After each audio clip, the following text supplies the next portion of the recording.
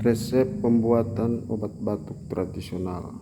Kita menggunakan kunyit, kemudian daun kaki kuda sejenis ini, kemudian menggunakan daun hulu tua, mungkin sejenisnya atau di daerah lain namanya apa yang sejenis ini. Kemudian menggunakan kunyit. Setelah itu kita bungkus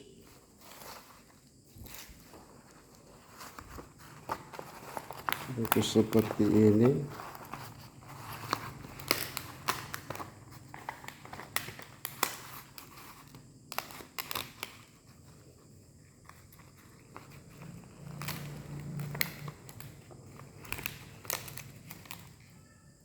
Kemudian kita tuangkan dalam wajan.